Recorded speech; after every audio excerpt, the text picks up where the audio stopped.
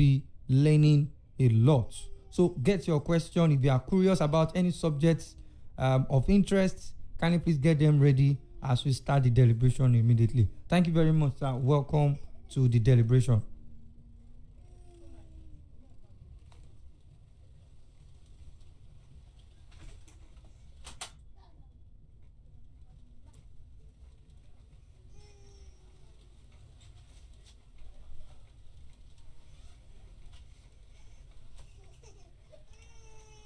That the best way to predict the future is to create it.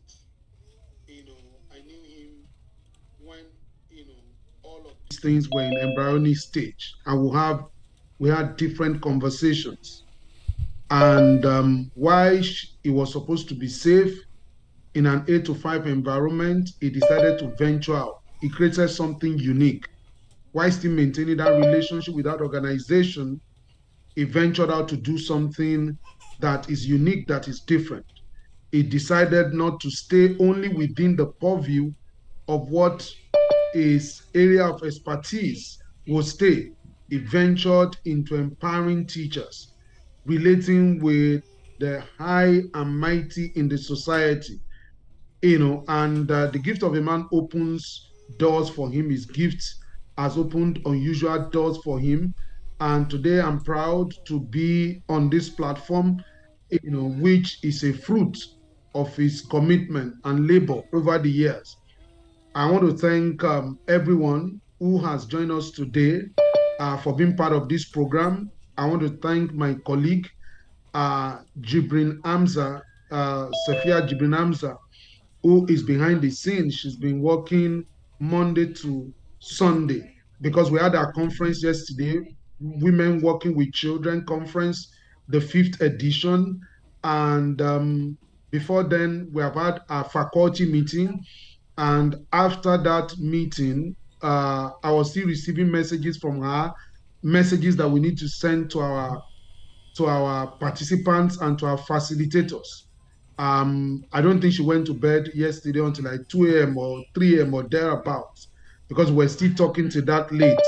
That's the kind of woman she is. She's a nursing mother, but she's extremely committed to what she does. And so everyone who is here today, I want to thank you. If we have called this meeting and you did not show up, there will be no one to speak to. That you decided to show up and be with us today is highly commendable. Today is Sunday. Work starts tomorrow. But for you to find time to join us today, this evening, we celebrate you. We appreciate you. Thank you very much. So let me get into it. Number one thing that I want to say to you is that our organization has gone full circle. And the benefit of that is that we have this thing we call helicopter view to all of these issues of child safeguarding and protection, because we've gone full circle. We want to say that we have seen it all to a very large extent. Where we stand today is a legacy place, a place where we want to give back to society, a place where we want to pour out of ourselves to society, because we've gathered a lot over the years.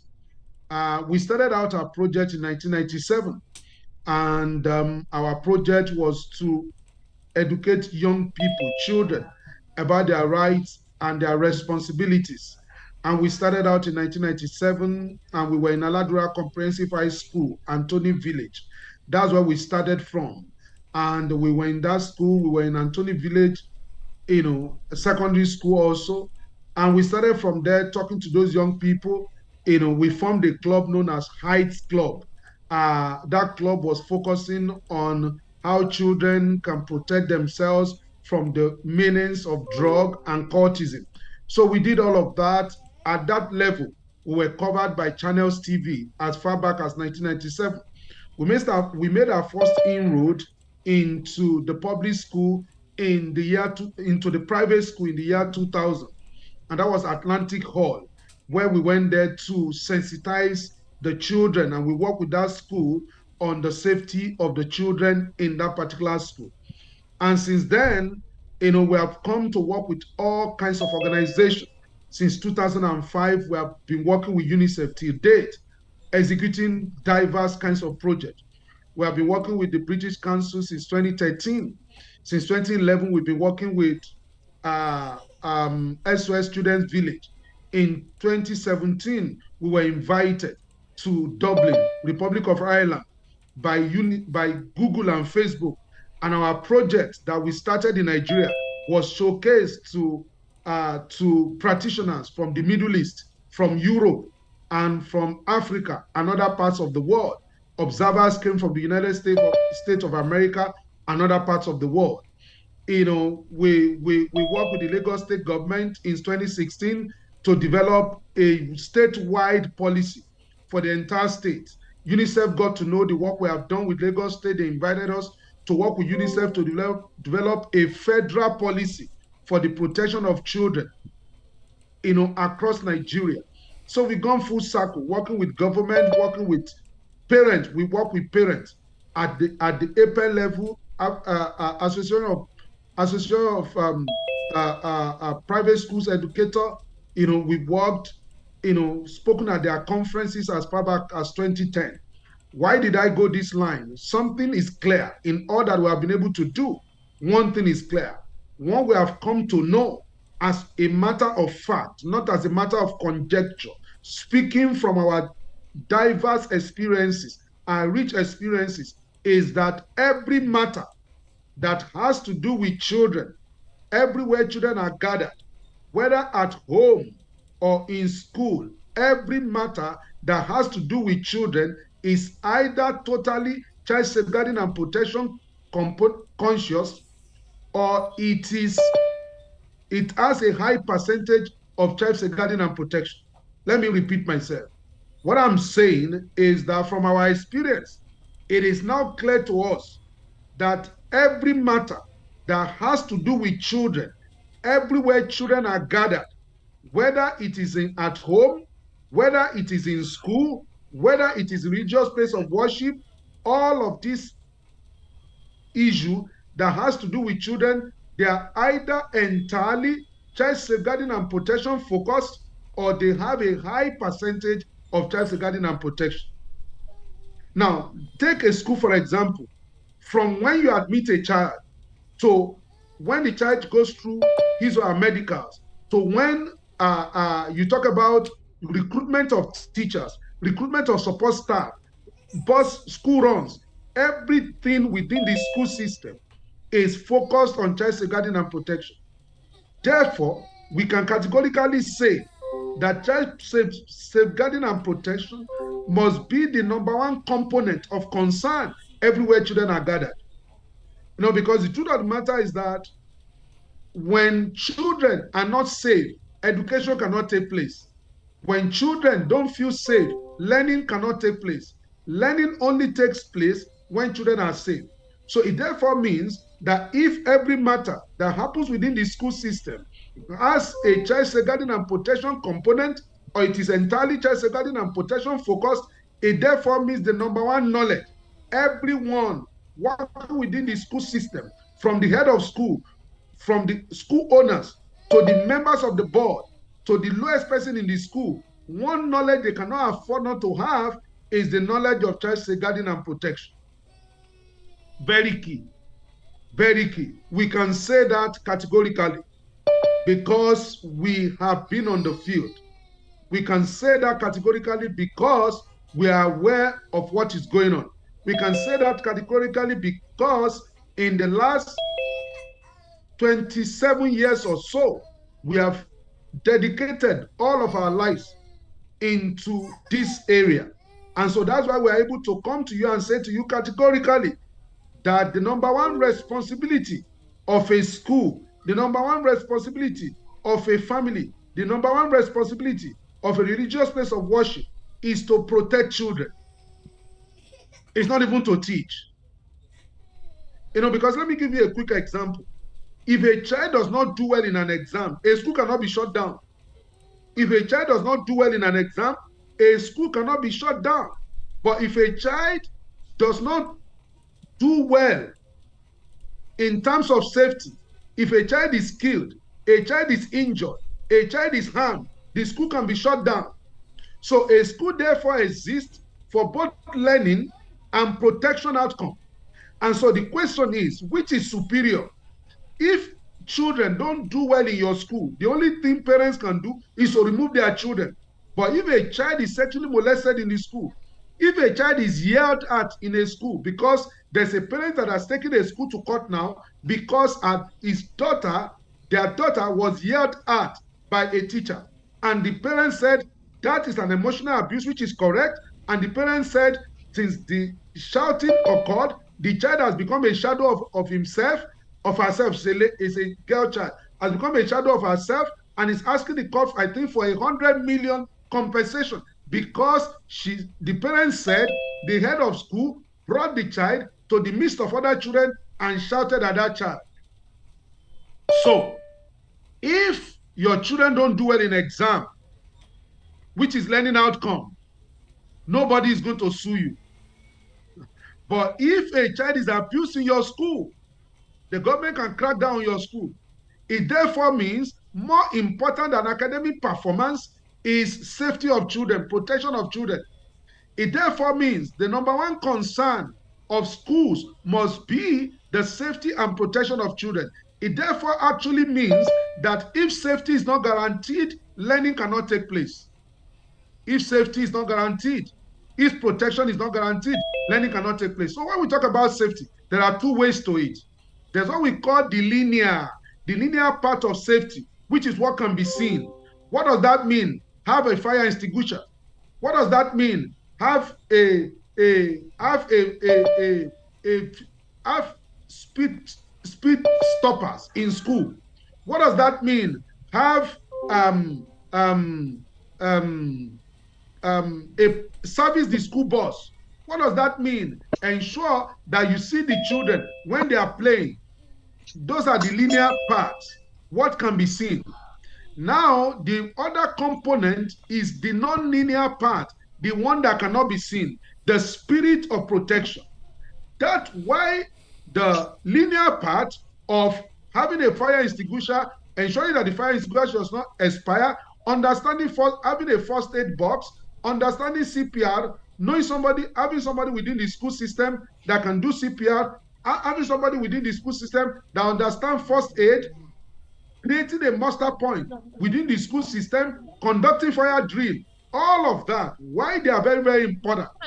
The spirit of that is the non-linear part, which is governed by system. Now, globally speaking today, non-linear part of protection is subjected to the linear part of protection is subjected to the non-linear part. The non-linear part is this part that cannot be seen. The non-linear part is the system part. The non-linear part is the policy part. The non-linear part is the processes part. The non-linear part is the training part. The non-linear part is the culture part. It is that everybody has a culture of child safeguarding and protection. Let me tell you something. If you have a fire extinguisher in place, you have first aid boxes, you know somebody who can do CPR, you do fire drill, you do all of this, and there's no system to control it, there's no system to direct it, there's no policy to govern it, it is a complete waste of time. That is why we say in our organization that enlightenment is superior to enforcement. And what do we mean by enlightenment? Enlightenment answers to prevention. Prevention is better than cure. UNICEF says if it takes $1 to prevent abuse, it's going to take $4 to respond to it. If it takes $1 to prevent abuse, it's going to take $4 to respond to it. As a matter of fact, last week I was being interviewed by Smooth FM, in their draft time interview. I think it was on Thursday. I spent 1 hour with them there. And they were asking me what was my view about the recent jail term, meted out to Dr. Laleye, who was allegedly to have sexually molested, his wife's niece, who was 14 years at the time. I said, well, it's a judgment of the court, it's okay. But I said, in the spirit of prevention, there is no jail term that can undo an abuse that has been done to a child. In the spirit of prevention, Now, that man has been sentenced to life imprisonment. That is not going to change the impact of that abuse on that child. It is better to prevent than to be running around after a child has been abused. That is why I receive such judgment with mixed feeling. Yes, somebody has gone to jail. It has served as deterrent to other people. It may serve as deterrent to other people who may have such intention of abusing children. But to that particular child who has been abused, on whose account the man is jailed, that child remains, the impact of abuse remains with that child for a lifetime, except there's divine intervention. And when there's divine intervention, it's still a lot of work. It's still a lot of work. Because why? Children are not meant to be abused. Children are not created to be abused. So anytime you abuse children, any form of abuse, whether it's physical abuse, whether it's sexual abuse, whether it's emotional abuse, whether it is neglect, any form of abuse that a child is exposed to, that abuse has unusual implication and impact on that child. And that is why, as institutions of learning, that is why, as parents, that is why, as religious leaders, that is why, as notable and reasonable and honorable member of society, we must do all within our power to ensure that no child under our watch is abused. And so what exactly is system? So if you are running a school today, I said, we started our town hall meeting when Sylvester Oromoni was killed in Dowen College, was allegedly killed in Dowen College. The child did not die in the school, but there was an allegation that that child died through bullying. For your information, the case is still in court today. The coroner inquest is still sitting to look at the matter. They are still sitting. But when that boy died, we started our program, which we call No Protection, No Childhood.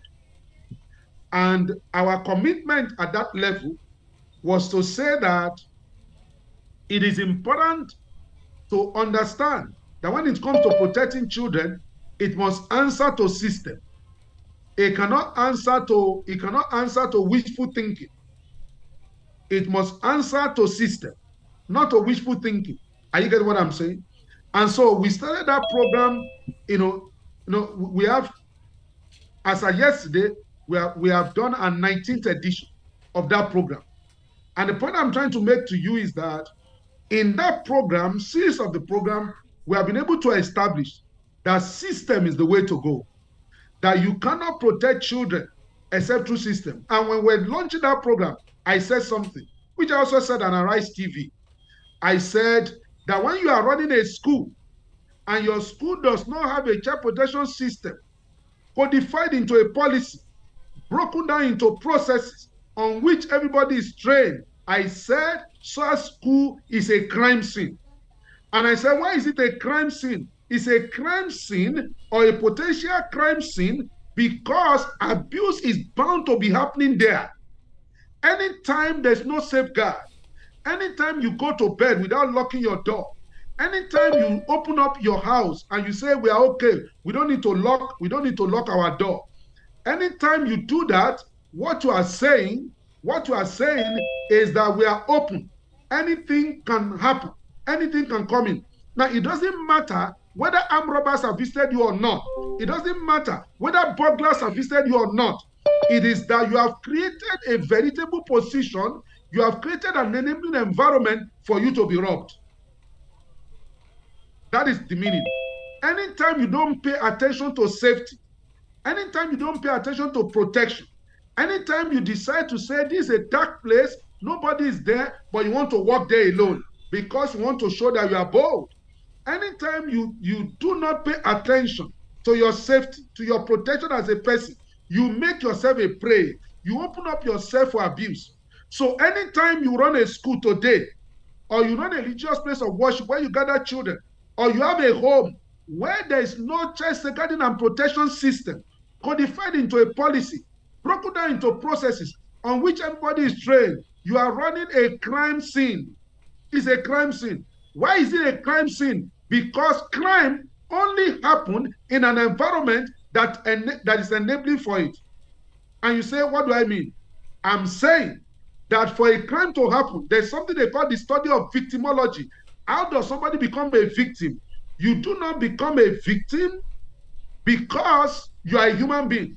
There are human beings that can never become a victim. Why? Because they put in place measures to ensure that their safety is guaranteed. They put in place measures to ensure that their safety is guaranteed. They do not make themselves available for every situation that they cannot vouch for. And so safety, therefore, becomes a responsibility of all. And the way it can become the responsibility of all is for us to work towards it. Protection is not something that is perfunctory. Protection of children is not something we pray about. We just commit it to prayer. Protection of children is not something we just leave to chance. If our children are going to be protected, the question you must answer per time is that what efforts are we making? So I tell you a quick story before I define policy, before I define system, I define policy, I define processes, and I round up. Now, a few years ago, my client came in from the United Kingdom. They have relocated from the United Kingdom. She was born and bred in United Kingdom. So she got married. And since when she got married, her husband has been saying he wanted to live in Nigeria. And so when their children were 10 and 11, they decided to relocate to Nigeria. So they came to Nigeria. When they came to Nigeria, they were looking for a school to register their child. The way we normally register children in schools in Nigeria. So somebody said, my children are in this particular school, and you can also take your children there. This is a highbrow school, six-figure paying school, highbrow area of Lagos. So this woman took her child to this particular school. Upon taking the child to the school, please, can I do something? Let me just do something, 1 minute. Upon taking her child to that school, one day they invited her to say, your child is misbehaving. Your child is jerking. It's just jerking. It will just move forward and jerk as if a car that is about to stop. The woman said, my child cannot be jerking. Now, what is the problem?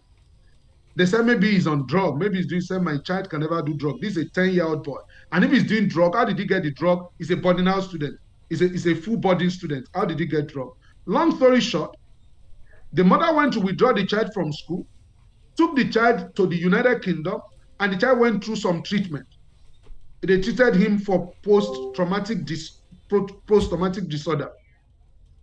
And so after the child was treated, in the process of being treated in the United Kingdom, the child said to the therapist that he was sodomized by two seniors, and he mentioned the name of the senior. So when the mother came to Nigeria, he was looking for how to get help for the child, and somebody said, she has gotten medical help and psychosocial support for the child in the UK. So brought the child back to Nigeria. Was looking for a place where she could get justice, fight for justice for the son. And somebody asked her to speak to us. And so she came, we wrote to the school. We went to the school, and when we got to the school, we wrote to the school asking for a meeting. In our first meeting with the school did not invite the parents of these other children who were allegedly to have abused the son of our client. And so when we got to the meeting, we asked them, now we've written a letter to you. In that letter, we mentioned the names of two students. Where are the parents of the students? And they said, well, we don't think their parents should know for now. We just want to discuss with you first. So I asked the question. I said, that's a good idea. But for the father, let me ask you this question. Have you called the children and asked them? They said, yes, we've called the children who have been accused to have sodomized the junior. We have asked them. I said, so you have called them to ask them. I asked them, I said, I hope you know that that somebody is a child does not mean he or she cannot be prosecuted. A child does not commit an offense and get away with it. Such children are called children in conflict with the law. If a child is in conflict with the law does not say the child should go scot-free. There are just processes that the child will go through, which is different from the processes an adult will go through. I said, so these children have been accused of a crime. This is a crime. And you are discussing with them and you have not spoken to their parents. I said, you know what? I cannot stay in this meeting with you discussing this issue without the parents of those children. Because what they have been accused of is very grievous.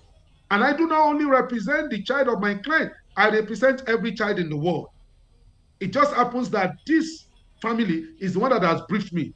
But I don't come here and defend the right of only the children that have briefed me. I defend the right of every child. I said, so what these children have been accused of is an allegation. It has not been proven. So I think their parents must be aware. I said, how will you feel? How will you feel as a parent that you got to know later that your child was accused of this, something as grievous as this, and the school was covering it as if we just want to settle it within the school? I said, whether we are going to settle it within the school, whether we are going to escalate to government, you need to inform the parents. So they said, okay, because we insisted, that is the condition under which we're going to meet with them. Now, that experience taught me that the school has no system in place for protecting children. They have no system in place for responding. So we attended the final meeting. The parents of those children were there. None of these children were in this meeting. It was a meeting of the school and the parents. So I asked them the question. I said, please, you say you spoke to these young people. What did they tell you? They said they didn't do it. I said, okay.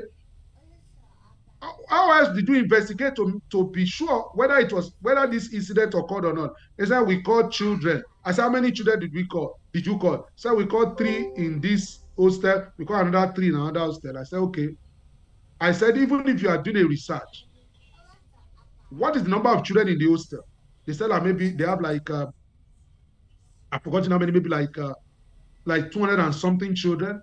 I said, so you have 200 and something children in school, and you have in boarding school, and you have spoken to only 2 or 3. I said, if you are doing research, is that a quantitative component or a qualitative component?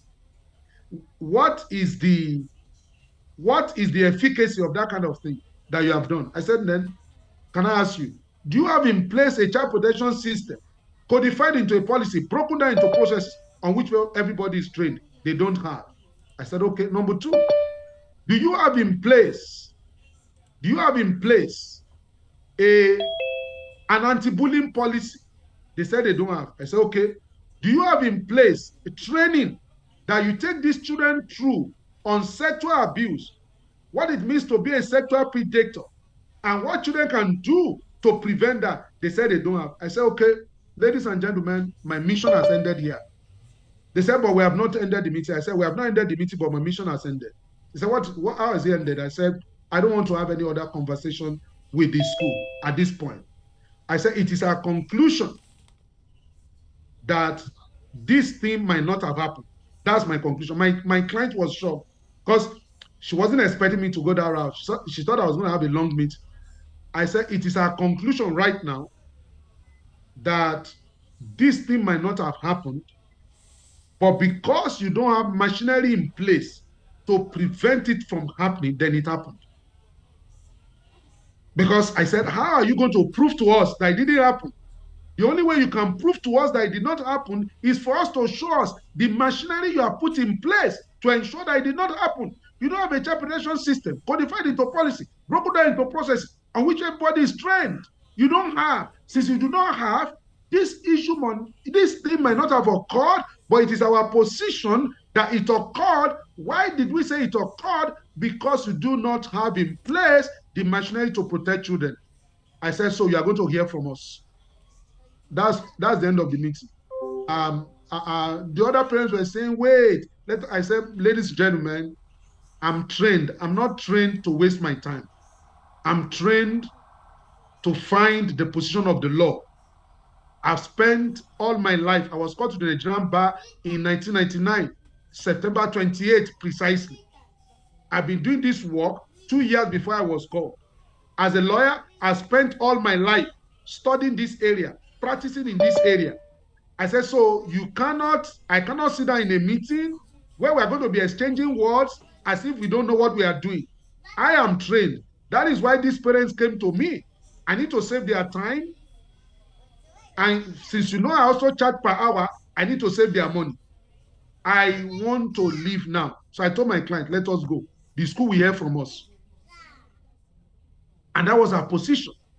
And we took them up seriously on that matter. Now, why did I say that? I said that to say that your defense when something goes wrong in your school is the machinery you have in place. Those machineries are not subject to what you think. They are subject to what experts think.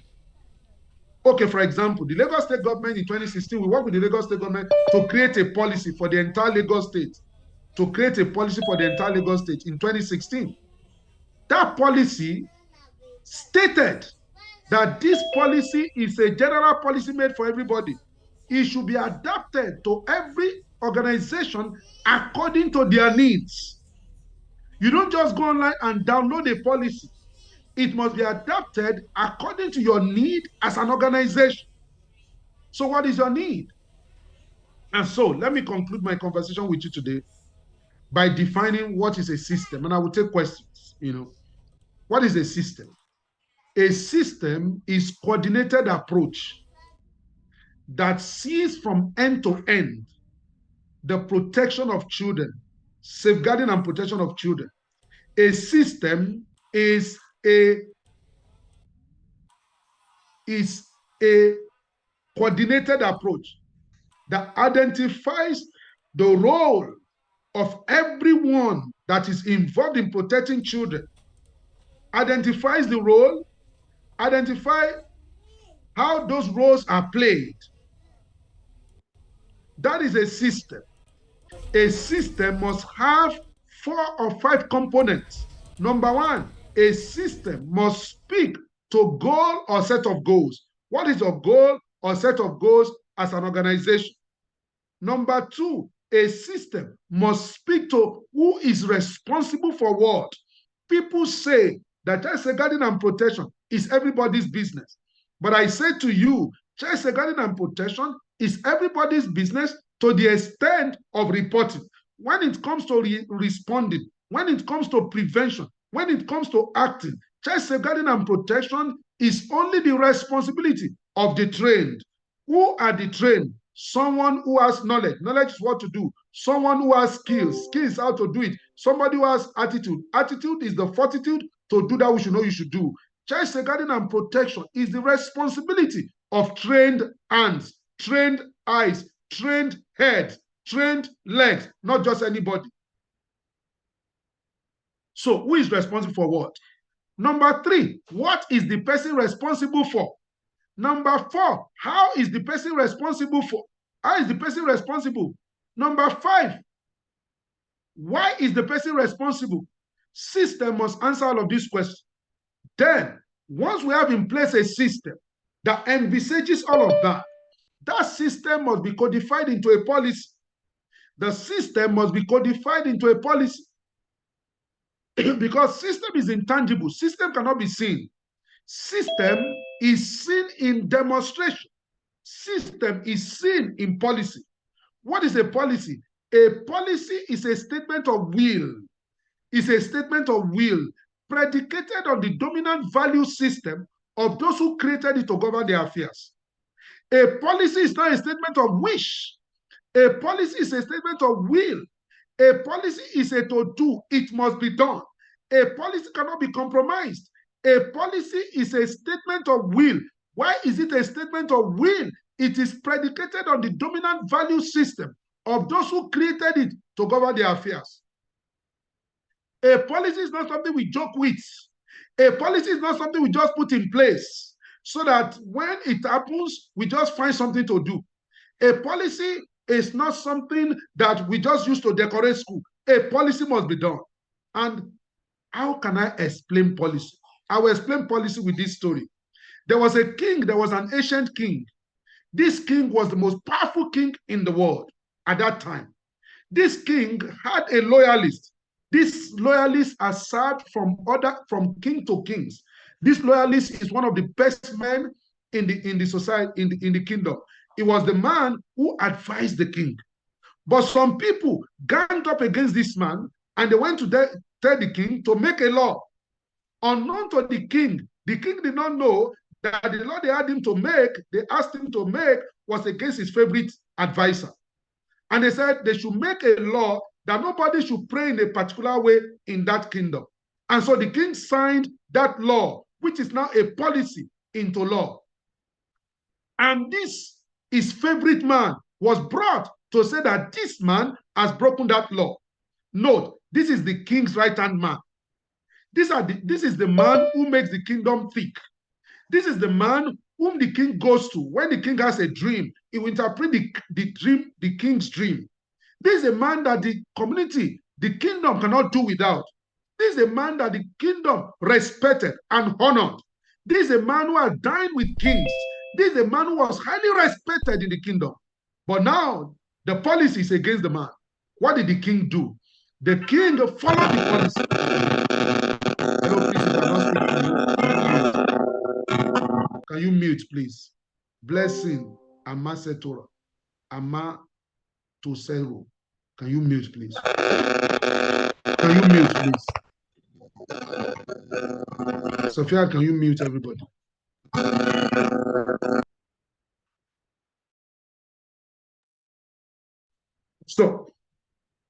So the king was in a serious situation. The king was in a difficult situation.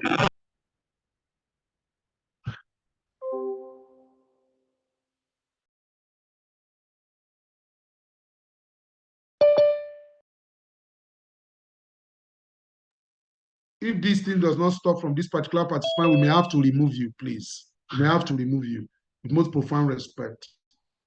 If this thing does not stop, we may have to remove you. Thank you. So the king was perplexed, but the king had to do what the king had to do. So this man was thrown into the lion's den according to the policy of the land. The book that I read says the king could not sleep. Very early in the morning, the king went to the lion's den to call on this man to say, are you still there? And the man said he was there. And the king removed him from the lion's den. And the king was so angry that he committed all the people who made him to make that law into the lion's den. Now, this is the moral of the story. The moral of the story is that policy are very strong. The way we treat policy in Nigeria, the way we treat policy in Africa, we don't treat it with anything serious. That's why we have policy on one thing, we do another. That's why the school has policy on school runs, but we still do another. That's why the school has policy on how to run school sick bay, they still do another. That's why the school has policy on how to hire teachers, they still do another. But when you have a policy is a statement of will. We will do it, irrespective of who is involved. Is a policy, is a statement of will, predicated on the dominant value system of those who created it to govern their affairs. It's not subject to whims and caprices. It's not subject to anything. Once we say this is the policy, we're going to follow the policy. So you have a child protection system that must be codified into a policy. Policy must be broken down into processes on which everybody is trained. Policy must be broken down into processes on which everybody is trained. What is process? A process is the way things are done. A process is the to-do. A process is end-to-end. A process is 1 + 1 + 1 + 1, line upon line, precept upon precept. That is a process. So this is the question that I want to leave you with. If every matter that has to do with children within the school system is child safeguarding and protection focused, if the most important knowledge within the school system is child safeguarding and protection and the most important practice, if there's a linear part and the non-linear part, and the non-linear part governs the linear part, and the non-linear part is defined by system, codified into policy broken down into processes on which everybody is trained, which of these can you boast of right now? Which of these do you have in your organization that if an external body, independent body comes to examine you, you can say categorically that we have in place a standard system codified into policy, broken down into processes on which everybody is trained, saying that if anything happens to any child in our school today, we can say that it is not out of negligence, it's as a result of human foibles. We were speaking to a school in Abuja yesterday, I think on Friday, and they were saying, we want to be part of your program. We said, why do you want to be part of the program? He said, one of the things that has happened to us is that we have lost many children because of safety issues. We don't want to take chances anymore. Now, the way government operates in Nigeria, they don't knock on your door to say, this is what you are supposed to do. They don't knock on your door to say, this is what you are supposed to do. They wait for you to do something. It is when something goes wrong in your organization that the government shows up and they begin to ask you questions. And you are asking yourself the question, so these things that they are talking about, does it exist? And that is our conclusion today, to say that you should be talking to someone. You should be talking to an organization. You should be talking to an organization that have come full circle. You should be talking to an organization that knows when a snail is pregnant from looking at the shell. It can say this snake is pregnant from merely looking at the shell.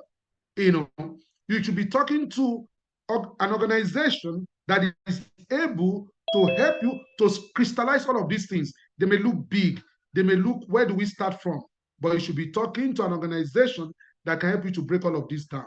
If I spend 2 hours with you today, if I spend 3 hours, if I spend 6 hours, we can never exhaust these issues. They are massive. They are big. We have spent since 1997. We have spent time on this subject matter. And every day we continue to make new discoveries. So it is never exhaustive. It is just that I will round up with the word of Ellen King. Ellen King made a statement. Ellen King is a consultant to UNICEF on school safety in the Caribbean. And she made a statement which I want to quote for you now, and I will take questions. It says, since children spend a significant amount of their childhood in school,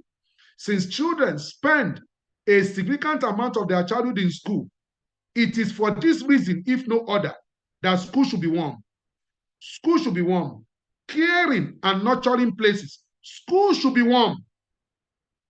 Caring and nurturing places. What does it mean for school to be warm? School must be friendly. School must be friendly. A friendly place. It's not a terrorizing place. School must be warm. Caring. What does it mean to care? To care is to anticipate the needs of children, to anticipate the threat to them, to make adequate preparation, to meet those needs and mitigate those threats well before they arise. That is what it means to care. A caring and nurturing places. What does it mean to nurture? To nurture is to bring out every ounce of capacity, every ounce of talent, every ounce of possibility in a child. Since children spend a significant amount of their childhood in school, it is for this reason, if no other, that school should be warm, caring and nurturing places. When the school is warm, caring and nurturing places, students will be supported. So let me go through it. It said, since children spend a significant amount of their childhood in school, it is for this reason, if no other, that school should be warm, caring and nurturing places where students feel supported and they feel protected. Indeed, research has shown that when children feel connected to school, they have better learning and behavioral outcome. What is the purpose of a school? Better learning and behavioral outcome. How do we get better learning and behavioral outcome? When children feel connected. How do children feel connected? When they feel protected and they feel supported. How do they feel supported and protected? When the school is warm, caring, and nurturing places. How does the school become a warm, caring, and nurturing places? Through the institutionalization of systems approach to child safeguarding and protection. System codified into policy, broken down into processes on which everybody is trained. Any question?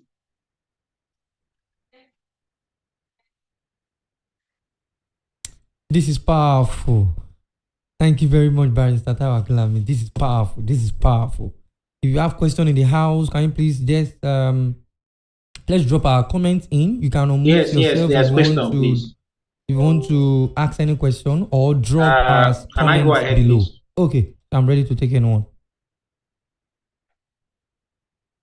Please, Hello, can continue someone to go hear ahead. me? Yes, we can hear you. Okay, okay. I'm Mr. John Kokubasi. I want to thank you so much for this wonderful presentation, sir. I choose to fight for children, especially the girls. The girls child, my focus is to protect them. But my real question now is, how can, what's the, if there is a, how does secure, how does technology assist to prevent, because the issue is prevention here now. How does technology assist to prevent? Now, if there is any secret camera anywhere, should the children know that there's something like that? Will it deter them from engaging in such a negative act? Or would the camera, being secret, just uncover the deed when it is done already? So my question is just direct, sir. Should we tell them Well, that there's something here, just there is a camera here, so be careful? Thank you, sir. I think that nothing outside system protects children. Nothing. And you see, because you see, you can't fight a battle you have no plan for.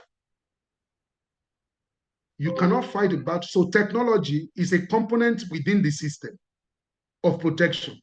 I'm talking about an end-to-end commitment to protecting children. Now, training children is part of it, but everything must be envisaged. Now, let me take you back to memory lane. Before now, the way children were protected is through rules and regulations. It was called need-based approach to protection. Something happens, we responded, we did something about it.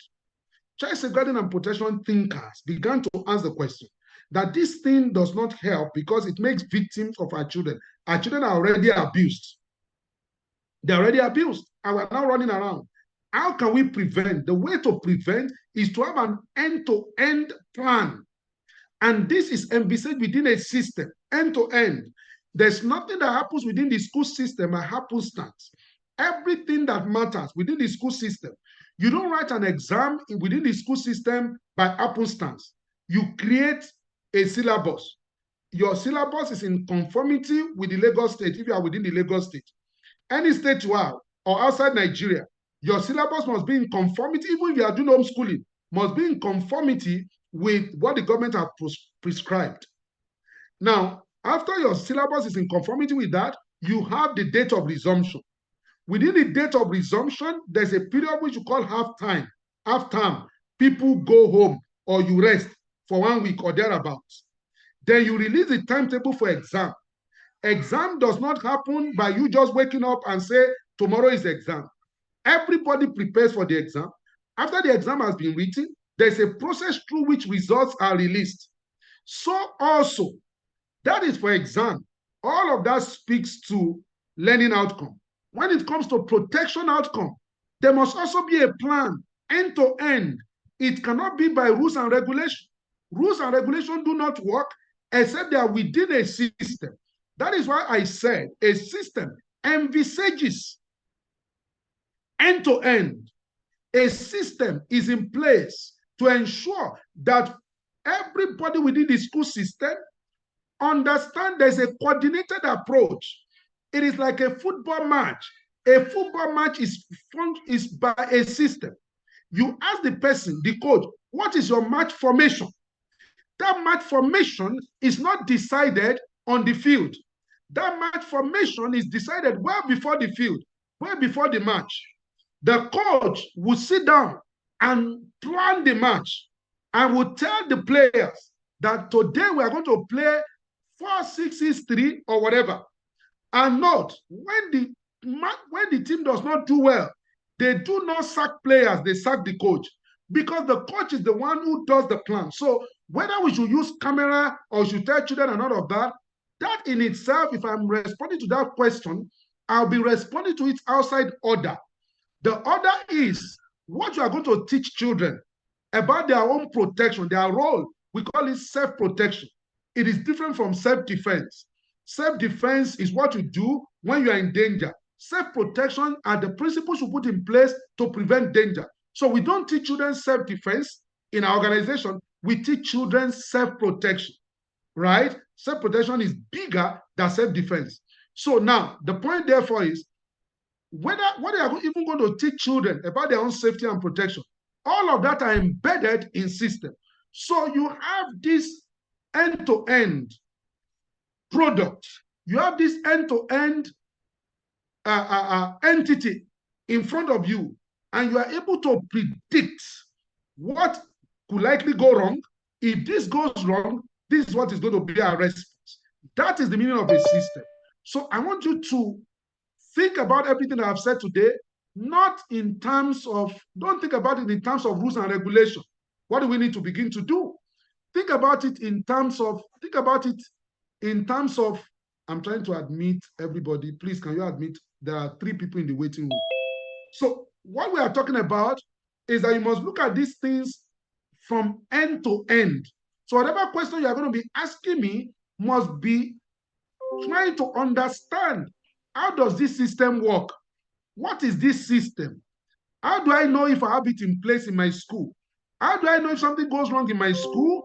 I'm not going to be held responsible, not because I cannot prove that it happened or it did not happen, but because I cannot show that I have in place a system to prevent it from happening.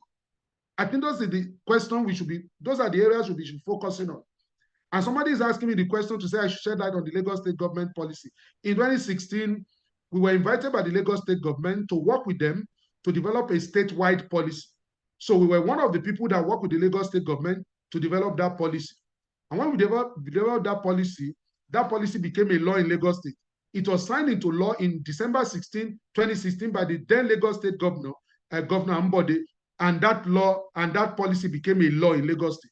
It is saying that it is now mandatory for everywhere children are gathered to have a child protection system codified into a policy, broken down into processes.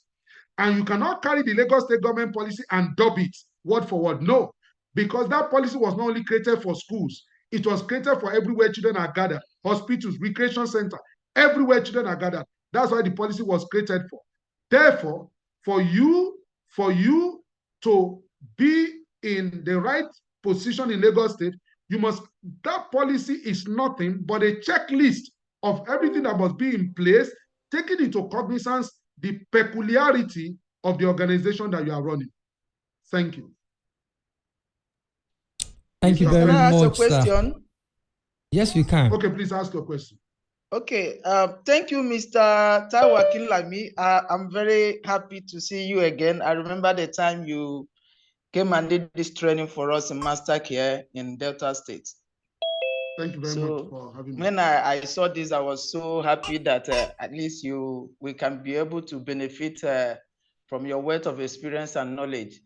I want to ask, sir, if a school wants to have this policy, what I notice most schools do is you just have rules and regulations, but there is no structure, no system in place to checkmate all these things. And for us to have the legal backing, like I remember what you did for us in Master Care. In fact, you even gave us something like a certificate or something to show that this school has this policy. So must a school pass through that process of maybe getting an expert to come and do the training for them to have a system? What can we do for us to have that policy and make it maybe a working policy, to be a system, to have the structure? So must we get an expert?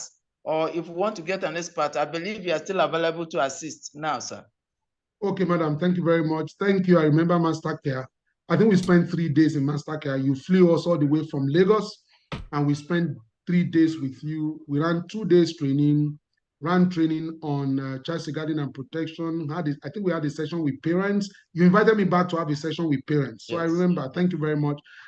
It's good to see you here. It's good that you are here. So there are 2 ways to go about it. If you want to ensure that you have in place a child safeguarding and protection system codified into policy, broken down into processes on which everybody is trained, there are 2 ways to go about it. Now, the first way to go about it is we have a retainership program where you put us on retainership. So when you put us on retainership, we are at your beck and call. We respond to you. One of the schools that Mr. Eben, we call him Eben, works with is Supreme Education Foundation. In Supreme Education Foundation, we've been on retainership for the past 3 years or so, 3 or 4 years. And what we do for them is that we handle every matter that has to do with their child safeguarding and protection. The first thing we did was to review existing policies. Now, Supreme Education is one of the schools that is very serious about safeguarding and protection.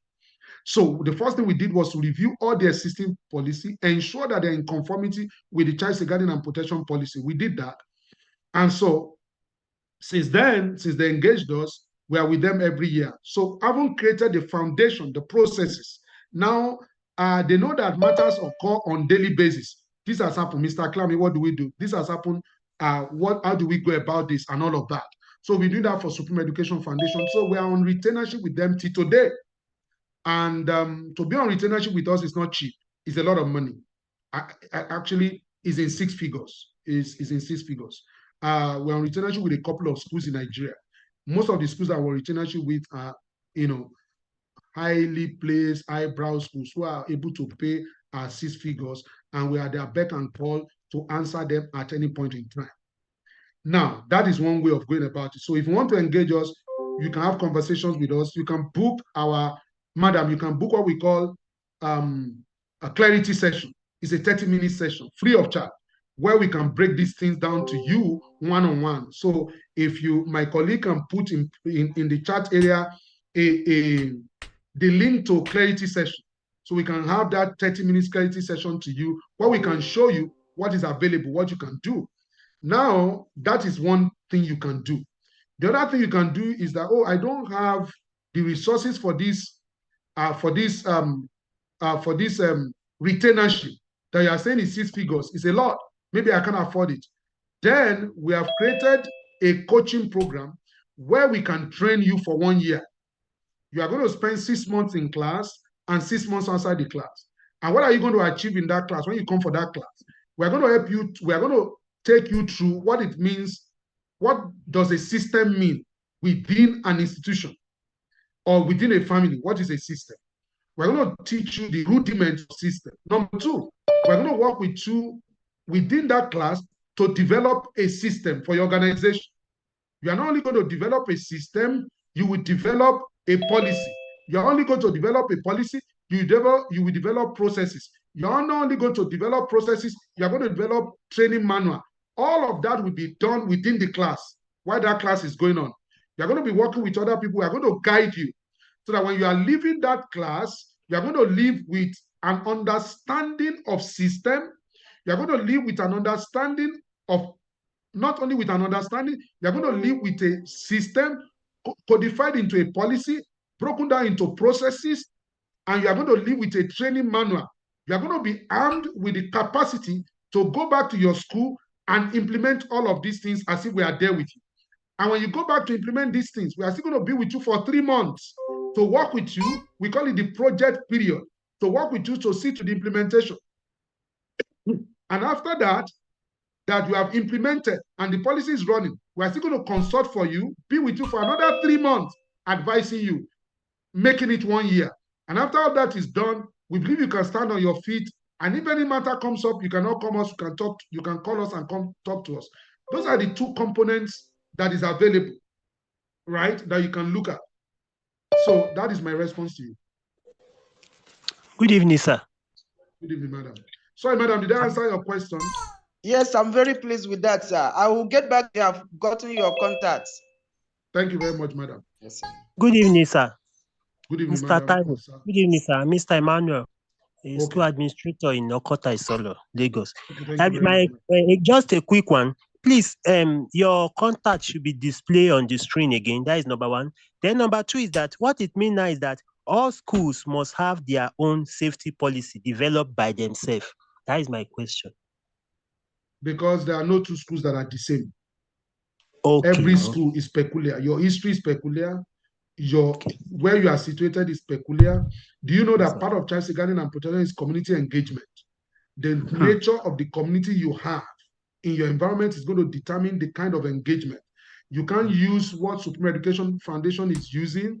You can't use what Chrisland or Green Springs is using. You have to use your own. So that is why the first thing we do is to look at what to have. to review what you have. Do you even have something? This thing that you have, what it is? What is it? When we look at what you have, we're able to advise to say, okay, this way, this way, this way, that way. Now, if you are part of the coaching class, for example, you develop a policy, which you are going to go and implement for 3 months.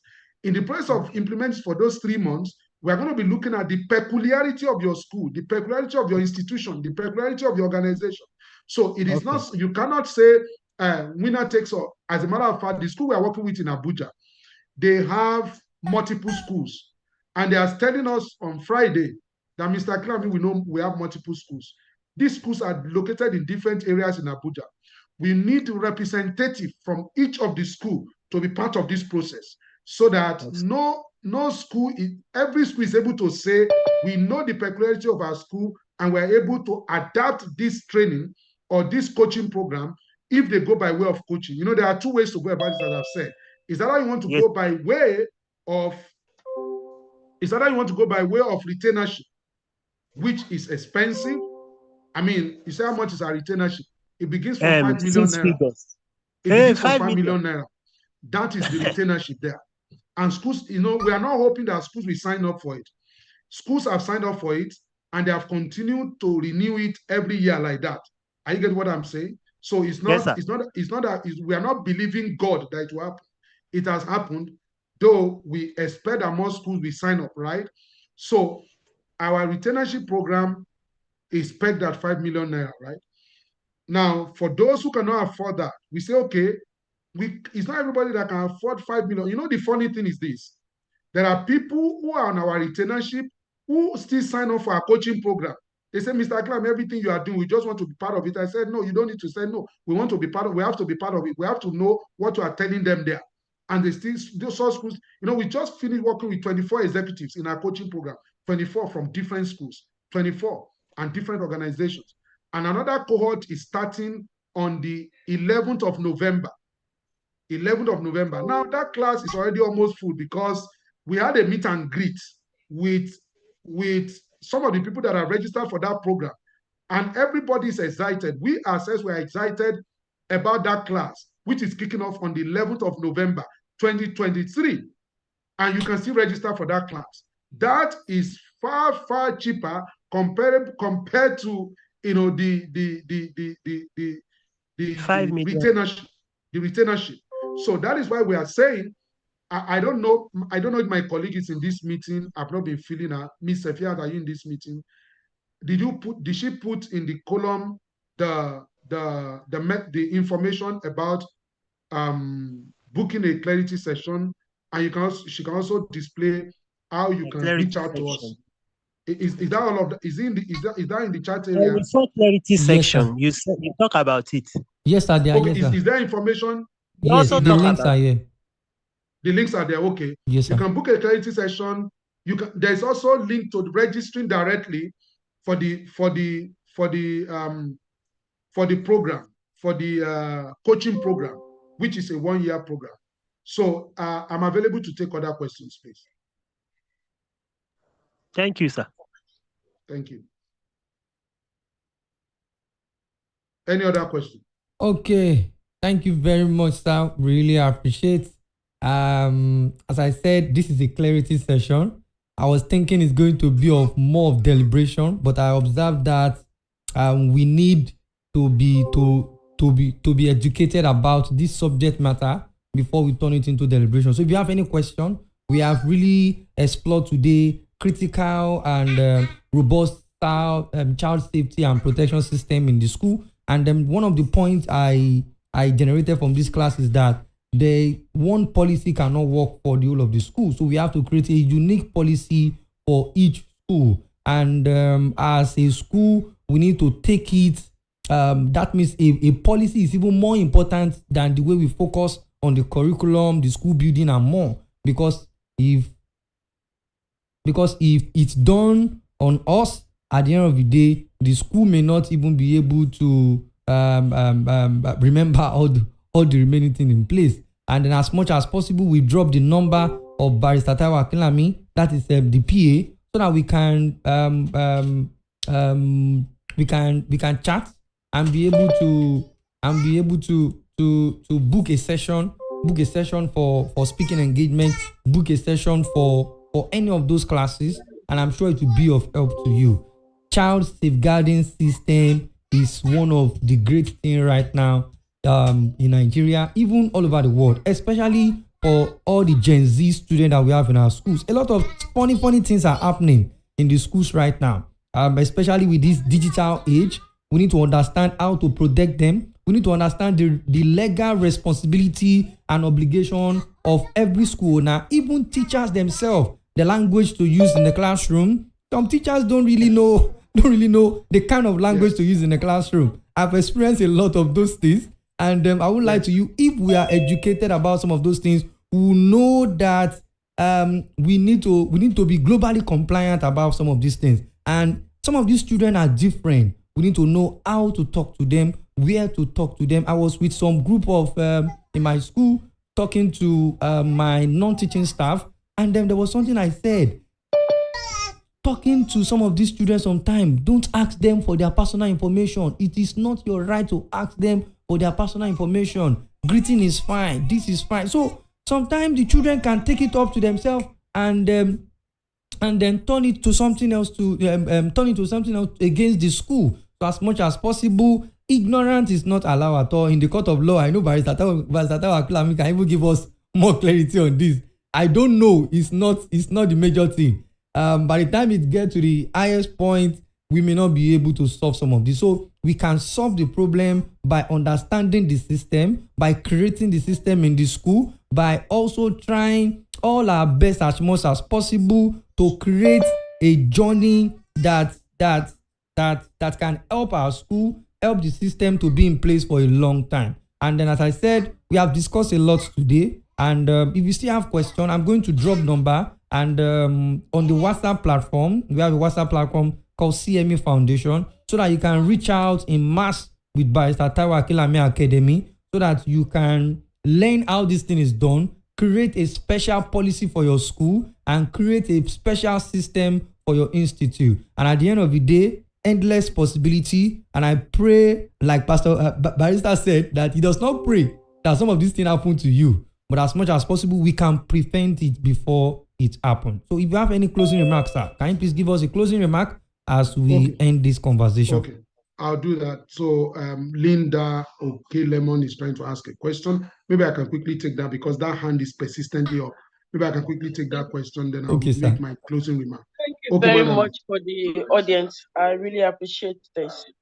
I really appreciate the clarity on importance of child protective unit policy.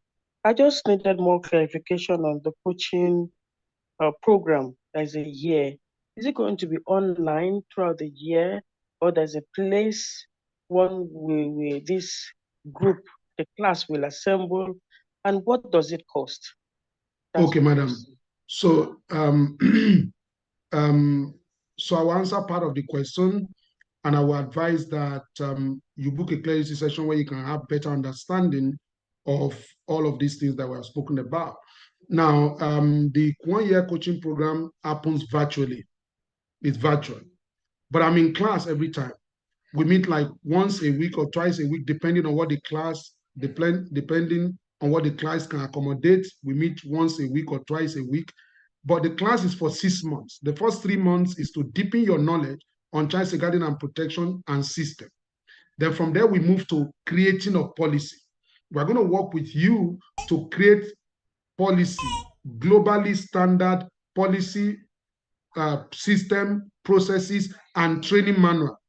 Now, to ensure that it is bespoke and you're able to apply it to your school, we now work with you individually for 3 months to see to the implementation of that policy. After you have implemented it, you will do a report to us to say, okay, we have implemented. This is what we have achieved. These are the areas where we still need help. These are the loopholes that we have seen. We are not going to work with you for another 3 months to ensure that all these loopholes that we have seen, they are all settled. They are all addressed.